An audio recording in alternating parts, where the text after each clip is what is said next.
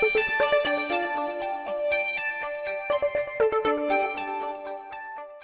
hi, and welcome to Political Quickie, your political show that subjectively discusses current affairs in South Africa and all around the world. My name is Mapa Sikamura.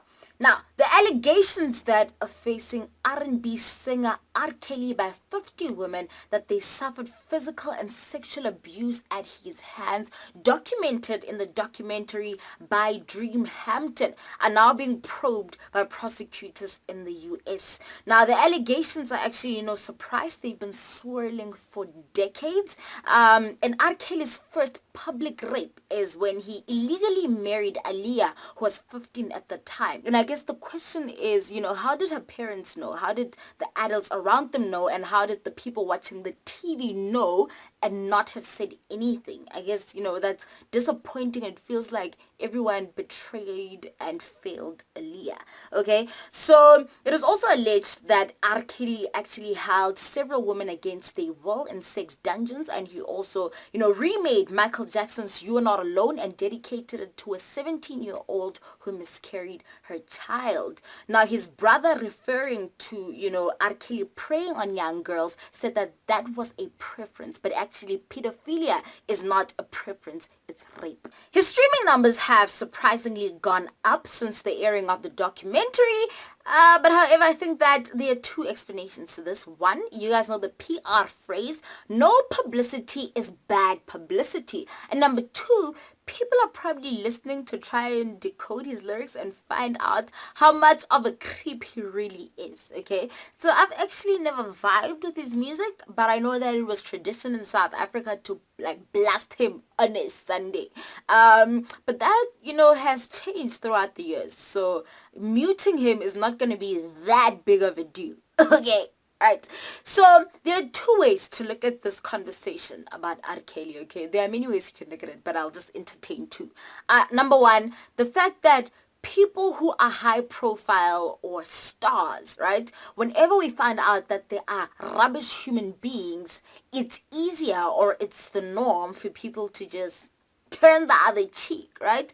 Because, and by the way, this does not only happen in the black community, but everybody does this, okay? So trying to protect that person's legacy, trying to protect their contribution to history and to that specific profession, right? And it's absolutely disgusting because everyone knew about Aaliyah and no one said anything. The second way to look at this would be the fact that R. Kelly is a black man, and there is a certain way that society and the law approaches black perpetrators or alleged black perpetrators. There is a racial double standard that we know of. It exists, okay? So if he was a white man, one of the first questions would be, is he mentally sane? Is he okay? Is there something wrong with him maybe?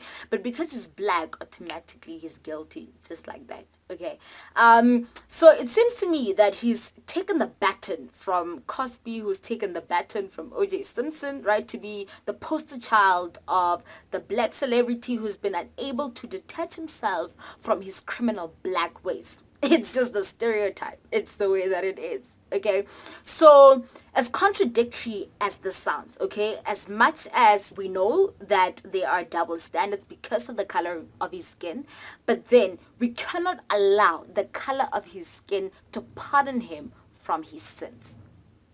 Okay, so like the case of Ubaba, former president of South Africa, Jacob Zuma, a lot of people side with him because he's black. The mere fact that he's black. So apparently, the Guptas could not have kept to the state because, the apartheid government did so much more. So the fact that they're black, it excuses whatever corruption they might have been involved in, which is absolutely crazy. Everyone should be treated equally and be punished equally. I hope that he goes to prison, and I hope that he shares a cell with Harvey Weinstein and Kevin Spacey, okay? And I hope that we mute all their work. Let's mute R. Kelly, Spacey, Weinstein, and all other perpetrators, okay? If it means that we end up muting 60 or 70% of the industry, then so be it. Then it's a lesson for all artists that no rubbish, illegal, disgusting disgusting behavior from your private life will be tolerated, but there are high repercussions even in your professional life, that it will not be allowed. We are not having it. Okay, none of it. So I think at the end of the day, my final comment would be that it is possible for us to be repulsed by R. Kelly, to support the women who are abused by him, and to also recognize that there are racial double standards when it comes to the treatment of alleged black perpetrators. Yeah. My name is Mapa Sakamura. Use your talents to serve humanity, and I will see you guys on Friday.